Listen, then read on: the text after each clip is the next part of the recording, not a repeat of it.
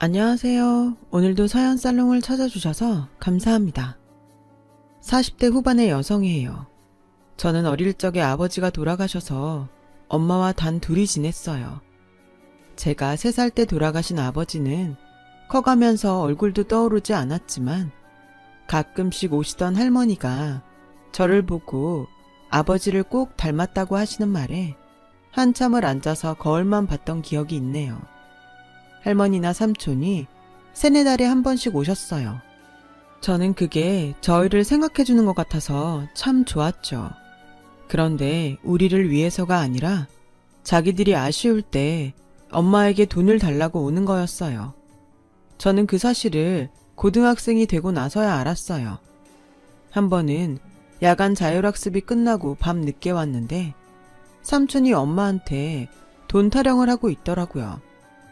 형수, 진짜 이번 한 번만이에요. 이번에 1,000만 원만 해주시면 다시는 안 올게요. 그게 벌써 몇 번째예요. 도련님, 올해만 3번 가져갔잖아요. 엄마, 그만해. 도련님은 누가 도련님이야.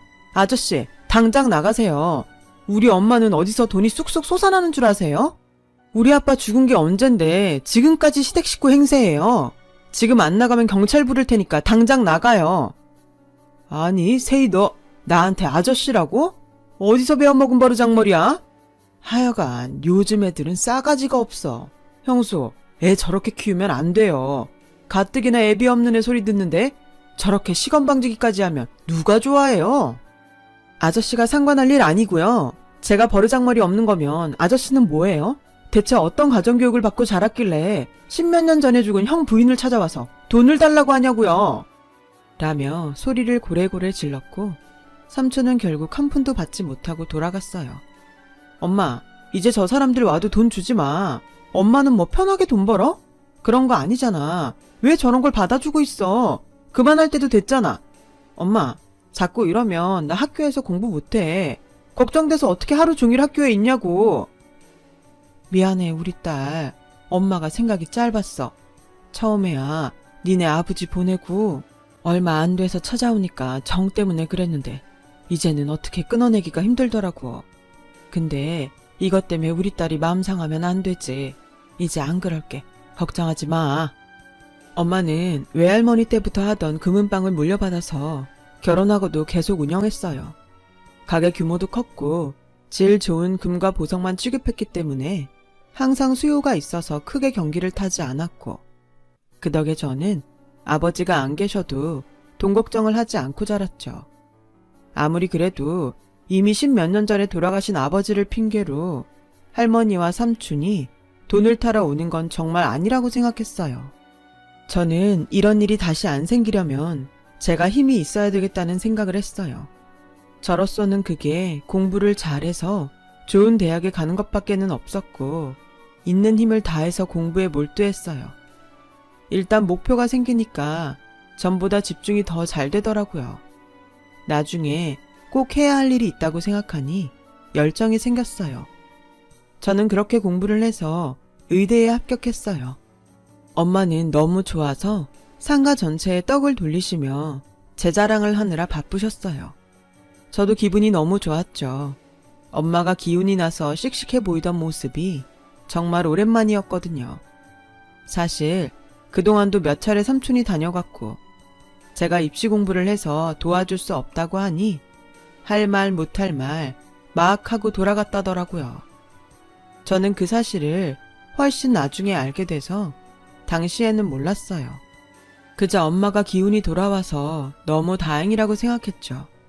하지만 그날 밤 엄마가 아버지 사진을 끌어안고 조용히 울면서 혼잣말을 하셨어요. 세희 아버지, 세희가 의대에 합격했어요. 그것도 아주 좋은 대학이에요.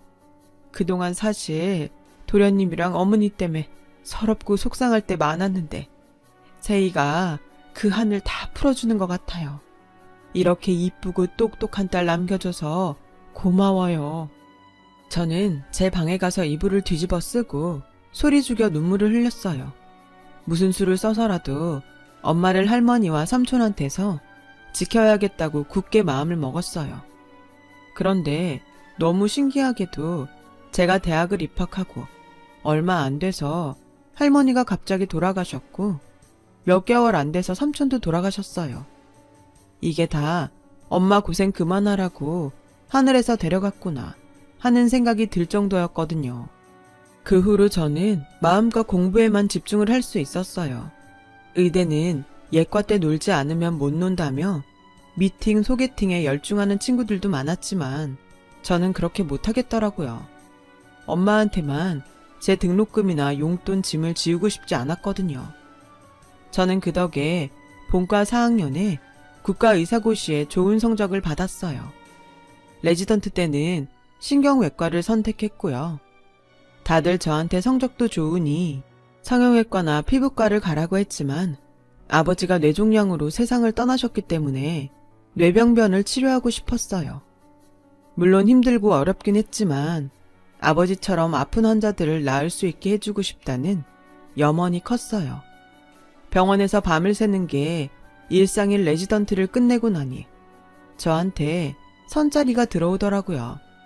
그럴 생각 없다는 저한테 엄마는 한 번만 나가보라고 하셨어요. 사실 그동안 너 선보라고 여기저기서 엄청 들어왔었는데 네 공부 방해하고 싶지 않아서 다 거절했었어. 그래도 이번엔 네가 나가봤으면 좋겠네. 우리 상가 2층 아줌마가 소개했는데 정말 괜찮은 자리라 다른 사람한테 주기 아깝다니까 나가봐. 공부만 하느라 연애도 제대로 못 해본 제가 엄마 눈에 너무 안쓰러워 보였던 것 같아요. 저는 엄마 말대로 선을 보러 나갔어요. 남자는 7급 공무원, 일반 행정직이라고 했어요. 호감형은 아니었지만 평범하고 성격도 모나지 않은 것 같더라고요. 남자는 저에게 다음에도 만나자고 했어요. 세희 씨는 어떨지 모르지만 저는 처음 보고서 이 사람이다 하는 마음이 있었거든요. 부담 주려고 하는 말은 아니고 제가 만나자고 하는 게 그냥 가벼운 생각이 아니라는 뜻이에요. 무슨 말씀인지 잘 알겠어요. 그래도 생각할 시간을 조금만 주세요. 감사해요. 라고 말은 했지만 마음속에 왠지 깨름직한 느낌이 남아 있었어요. 솔직히 제가 한 번에 보고 반할 정도의 외모도 아니고 그런 말을 들을 정도로 꾸미고 나간 것도 아니었거든요. 괜히 경계심이 생겨서 혹시 내 직업 때문에 저러는 건 아닐까? 그런 마음도 들었어요. 하지만 남자는 선을 넘지 않으면서 다정하게 연락을 해주었고 그런 모습이 괜찮아 보여서 만나보기로 했어요. 결혼까지 생각을 했던 건 아니었어요. 3개월쯤 지나고 나서는 남자는 저한테 결혼을 전제로 만나자고 하더라고요. 처음에도 말했지만 저는 세희 씨 봤을 때부터 마음에 뒀어요. 그러니까 세희 씨도 결혼을 생각해줬으면 좋겠어요. 라는데 솔직히 부담이 되더라고요. 그래도 이렇게 나를 좋아해주는 사람을 또 만날 수 있을까 싶은 마음에 다음 주까지 다시 연락을 주겠다고 했어요. 그랬더니 한 주 동안 그 사람이 저한테 연락을 안 하더라고요. 아침 저녁으로 하루 잘 지내라고 하거나 오늘도 수고했다는 그런 연락이 안 오니 허전하기도 하고 쓸쓸했어요. 5일째 되던 날 전화를 해서 남자 뜻대로 하겠다고 했어요. 남자는 너무 좋아하더라고요. 세희 씨 정말 고생 안 시키고 나중에 개원하게 되면 제가 뒷바라지도 다 할게요. 정말 후회 안 하게 잘할게요. 뒷바라지라뇨. 서로가 서로에게 힘이 되어주는 거죠. 그래도 그렇게 말해줘서 고마워요. 저도 잘할게요. 저와 남자는 각자 집에 결혼 얘기를 알렸고 양쪽 집에서는 별다른 반대가 없어서 일도 잘 진행됐어요. 제가 남자 집에 갔을 때 남자 어머니와 여동생 인상도 좋았죠. 상견례 때도 아주 편하지는 않았지만 분위기가 나쁘지는 않았어요. 상견례라는 게 편한 자리는 아니니 그럴 수 있다고 생각했거든요. 후식으로 나온 다과까지 다 먹고 상견례가 끝날 즈음에 남자 어머니가 엄마 가게에 관심을 보이더라고요. 사부인 가게가 땡땡 상가에 있는 거 맞죠? 거기 1층에서 제일 큰 가게가 사부인 거라던데 정말이에요? 네, 맞아요. 저희 어머니 때부터 하던 가게라 자리를 잡아서 규모가 좀 있어요. 아유, 그래서 이렇게 따님을 아버지 없이도 때묻지 않게 잘 키우셨나 보네. 돈이 있으니까 홀어머니여도 주변에서 업신여기지도 않았겠어요. 라는데 엄마도 저도 좀 당황했어요. 그래서 제가 뭐라고 말하려는데 엄마가 얼른 나서서 우리 세희 예쁘게 봐주셔서 감사해요. 부족한 점이 있더라도 잘 봐주시고 넉넉한 마음으로 지도해주세요. 라고 하셨어요. 집에 돌아온 후에 제가 속상해서 왜 그렇게 말했냐고 했죠. 그럼 그 자리에서 싸우니? 어쩌겠어. 사부인 그릇이 그 정도인가 보다 해야지. 2층 아줌마 말로는 경우가 없는 사람은 아닐 거라는데 아무 생각 없이 그런 말 했을 수도 있고 좋은 자리에서 화내는 거 아니야. 라며 저를 다독이셨어요. 그러면서 마음 넓은 사람이 더 다정해야 한다고 하셨고요. 그거야 저도 머리로는 알지만 감정적으로는 잘 되지 않더라고요. 남자도 저를 만나서 그 일에 대해서는 아무 말도 하지 않길래 정말 그냥 생각 없이 말했구나 싶더라고요. 근데 시간이 지나면 지날수록 저런 말을 아무 생각 없이 하면 안 되는 거 아닌가? 그런 마음이 들기 시작했어요. 남자 어머니가 예단으로 요구한 것들이 다 너무 비싼 명품에 값 나가는 거라서 이 결혼을 꼭 해야 하는지 망설여졌어요. 남자에게도 조심스럽게 예단이 다 너무 비싼 것들 뿐이라고 했죠. 나도 아는데 엄마가 꼭 원하시는 것 같아. 그리고 주변에서도 그러더라. 결혼할 때 명품 마련하지 살면서 언제 하냐고. 원래 결혼식에는 돈 팍팍 쓰는 거래. 라는데 그 돈을 저희 집에서만 써야 된다는 게 문제였어요. 제 마음은 전혀 모르고 그저 들떠서 신혼여행지는 생각했냐, 아파트는 어디쯤에 얻을 생각이냐, 그런 말만 하더라고요. 그런 남자에게 점점 회의를 느끼기 시작했고요. 안 좋은 마음으로 집에 왔는데 엄마가 방에서 누구랑 전화 통화를 하시더라고요. 아니, 내가 자기 말을 못 믿는 건 아니야. 근데 그래도 이건 너무하잖아. 다짜고짜 찾아와서 제일 비싼 걸로 몇 가지를 가져갔나 몰라. 나 몰래 가져간 것도 있어. 그래, 알았어. 자기 탓하는 거 아니야. 그냥 그 사람들에 대해 내가 알아야 될 게 있으면 얘기해줘. 그래? 정확히는 몰라도 이게 남자 어머니 얘기라는 건 직감적으로 알겠더라고요. 저는 다음날 남자를 만나서 단도직입적으로 물어봤어요. 혹시 성철씨, 어머니 우리 엄마 가게에 다녀가셨어? 그냥 좀 확인하고 싶은 게 있어서 물어보는 거야. 아, 어제 낮에 다녀오셨대.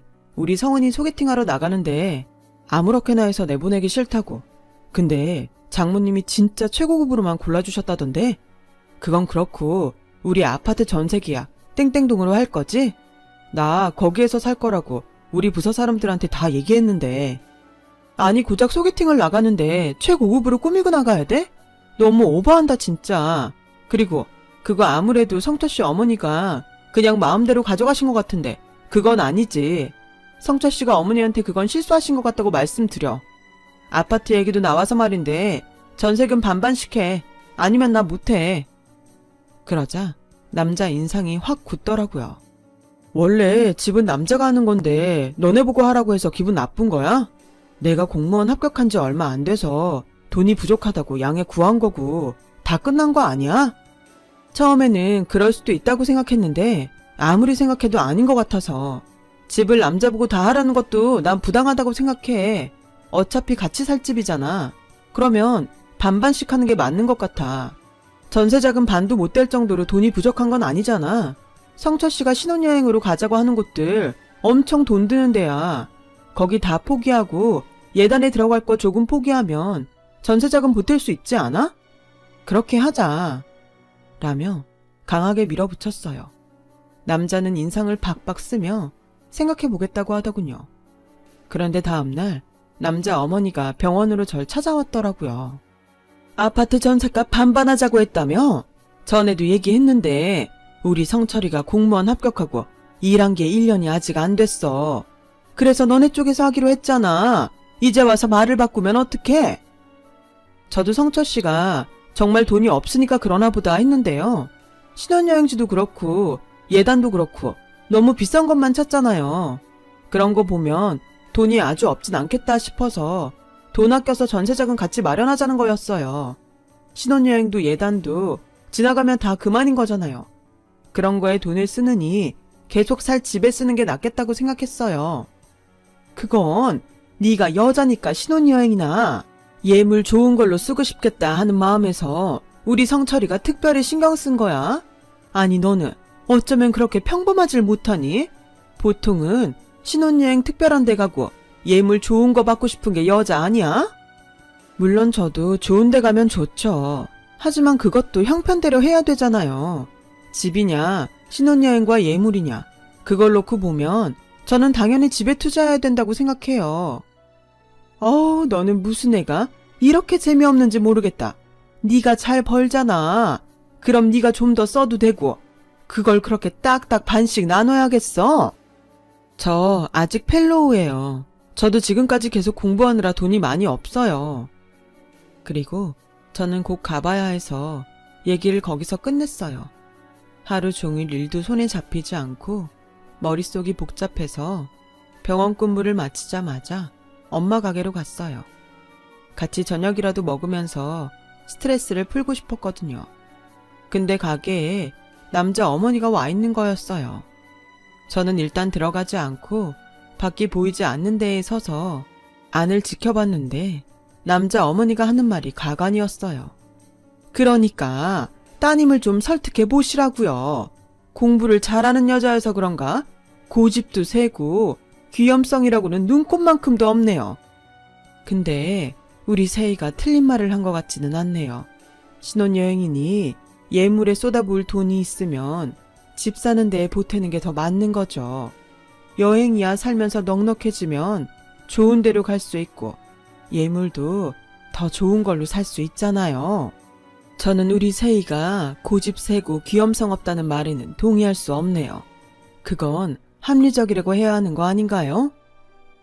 어머나, 걔가 누굴 닮았나 했더니 사부인 닮았네요. 아니, 우리도 다 걔 생각해서 그런 거지 다른 뜻은 없어요. 그런데 꼭 우리 성철이를 합리적이지 못한 애처럼 말씀하시니 섭섭합니다. 그건 저도 마찬가지예요. 본인들 뜻하고 다르다고 남의 딸을 깎아내리셨잖아요. 그것도 노골적으로요. 라고 하자 남자 어머니는 입에 담지 못할 말을 하더군요. 네 그래요. 잘 알았네요. 저러니까 남편 잡아먹고 평생 혼자 살지. 저는 바로 그 자리에 뛰어들어갔어요. 지금 뭐라고 하셨어요? 뭘 잡아먹어요? 뭐가 어째요? 당장 사과하지 못해요? 남자 어머니는 저를 보고 좀 당황하는가 싶더니 바로 안색을 바꿔서 뻔뻔하게 내가 틀린 말한 것도 아니잖아. 여자들이 이렇게 기가 세니까 남자가 명이 단축되지. 이런 줄도 모르고 사돈을 맺으려고 했으니 하마터면 아들 잡을 뻔했네. 저도 이렇게라도 당신들 본 모습을 알게 돼서 다행이네요. 그건 그거고 당장 엄마한테 사과하세요. 안 그러면 저 이거 개인 명예훼손으로 고발할 거예요. 소장 받고 변호사 선임하고 골치 썩이기 싫으면 당장 싹싹 비세요. 라고 하니 마지 못해서 그래요. 미안해요. 내가 욱해서 지나친 말을 좀 했나 봐요. 그래도 이건 알아두세요. 앞으로 이런 식이면 딸 절대 시집 못 보내요. 이렇게 드세고 지만 똑똑한 여자를 어떤 시댁이 좋다고 하겠어요? 라고 끝까지 사람 속을 박박 긁고 가버리더군요. 저는 오히려 잘 됐다고 생각했어요. 나 결혼 준비 시작하고부터 계속 찜찜했는데 사람들이 영 꺼림직해서 그랬던 것 같아. 2층 아주머니한테도 이런 일 있었던 거 다 말씀드려. 그래야 오해 안 받지. 엄마가 미안하다. 더 잘 알아보고 선을 보라고 했어야 되는데 괜히 너만 힘들게 했어. 이게 왜 엄마 때문이야. 그런 거 아니야. 그리고 사람들이 남의 속까지 어떻게 알아. 이렇게 겪어봐야 아는 게 있는 거지. 나도 그 사람이 좋았어. 내가 싫었으면 안 했겠지. 오히려 결혼 전에 깨져서 다행이야. 라며 엄마를 위로했어요. 그런데 알고 보니 그날 낮에도 남자 어머니가 반지며 목걸이를 공짜로 잔뜩 가져갔다는 거였어요. 너무 화가 나서 다 내놓으라고 하려는데 엄마가 그냥 액땜했다고 생각하자며 저를 말리셨어요. 하긴 저도 앞으로 더 있을 큰 불행을 이걸로 막았으면 아깝지 않다는 생각이 들었어요. 그 사람들이 너무 괘씸하긴 했지만요. 파혼 소식을 들은 남자는 병원으로 무작정 저를 찾아왔어요. 아니, 부서랑 동창들한테 다 결혼한다고 얘기해놨는데 이렇게 하면 어떡해? 엄마가 그러는 걸 좀 이해해주면 안 돼? 이해 못해. 난 성철 씨도 이해 못해. 아니, 이건 이해의 문제가 아니야. 100번 좋게 생각해서 그냥 삶의 가치관이 다르다고 해줄게. 그리고 성철 씨가 말한 걸 왜 내가 책임져야 돼? 알아서 해. 라며 차갑게 돌아섰고 남자는 야, 너 무섭다. 의사면 다 이래도 되냐? 아주 유세가 대단하다. 이러니 의사들을 재수없다고 하는 거야. 알아? 라며 고래고래 악으시더라고요. 저는 그러거나 말거나 내버려 뒀어요. 그랬더니 한동안 제가 있는 대학병원에 제가 무슨 파렴치한 여자처럼 소문을 냈더라고요. 돈에 미쳐서 일방적으로 파혼을 했다는 거예요. 저는 너무 바빠서 그런 헛소문까지 신경 쓸 여유가 없었어요. 그렇게 시간이 지나가고 모든 게 잠잠해졌어요. 사람들한테 당시 오해받았던 것도 풀렸고요. 시간이 해결해 주는 것도 있더라고요. 저는 펠로우 4년을 마치고 전임 강사가 됐고 그 과정에서 좋은 사람을 만나 결혼도 약속했어요. 정말 매일 행복한 시간이었죠. 그런데 어느 날 진료실로 뜻밖의 사람이 찾아왔어요. 바로 예전 그 남자의 어머니와 여동생이었어요. 처음에는 또 무슨 시비를 걸려고 하나 잔뜩 긴장했는데 뜻밖의 말을 하더라고요. 세희씨, 우리 성은이 좀 살려줘. 성은이가 그래픽 디자이너로 일을 하는데 맨날 야근하고 스트레스를 많이 받더니 글쎄 뇌종양이라지 뭐야. 제발 부탁이야. 저는 너무 놀라서 뭐라고 말을 해야 좋을지 몰랐어요. 그러자 남자 어머니는 바닥에 무릎을 꿇는 거였어요. 제발 이렇게 부탁드려요. 우리 딸 이렇게 되고 나니 생각나는 사람이 선생님밖에 없었어요. 다들 의사라지만 누굴 믿겠어요. 제발 우리 딸 좀 살려주세요. 선생님, 제가 다 잘못했어요. 일어나세요. 일단 우리 병원에서 필요한 검사들이 있으니까 그거 먼저 하고 다시 얘기하시죠. 라고 하자 여동생도 고맙다고 눈물을 흘리더라고요. 남자 어머니는 제 손을 붙잡고 연신 제발 살려달라고 하는데 정말 마음이 안 좋았어요. 두 사람이 돌아간 뒤에 간호사 한 명이 저 사람들 아니에요? 선생님 병원에 헛소문 퍼뜨린 거요. 저런 사람들을 어떻게 진료해요? 그냥 다른 병원으로 보내셔도 되잖아요. 나는 의사잖아. 어떤 환자라도 편견 없이 진료해야 맞는 거야. 사람은 살리고 봐야지. 선생님은 참 속도 좋으세요.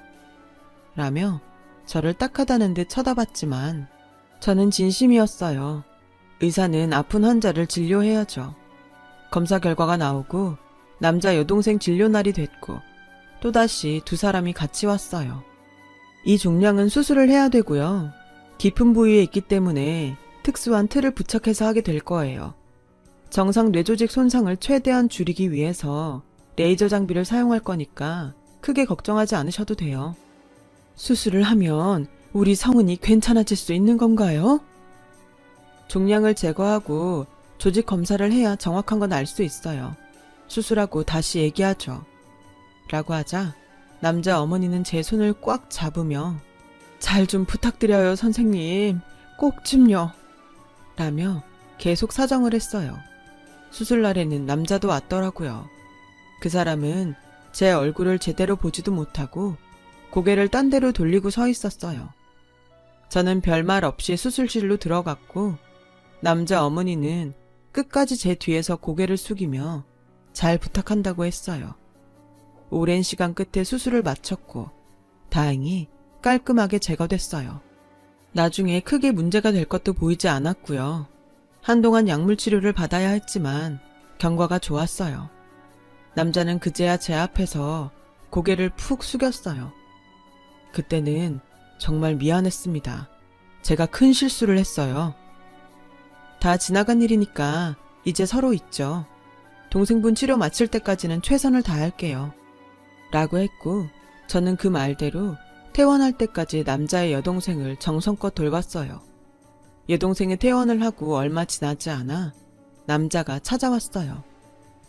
이렇게 다시 만난 것도 우리가 인연이기 때문이라는 생각이 들어요. 저 아직 결혼 안 했어요. 선생님도 안 하셨다고 들었는데 저희 다시 시작했으면 좋겠어요. 아니요. 저는 그럴 생각 전혀 없어요. 동생분을 치료한 건 제가 의사니까 당연히 해야 할 일을 한 거고요. 한번 어긋난 결혼인데 다시 잘 될 수 있겠어요? 저는 그렇게 생각하지 않아요. 저 결혼할 사람 있어요. 성철 씨도 좋은 사람 만나서 행복하게 사세요.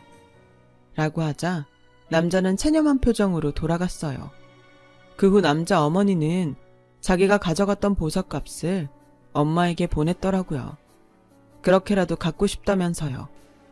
그나마 양심이 있었구나 하는 마음이 들었어요.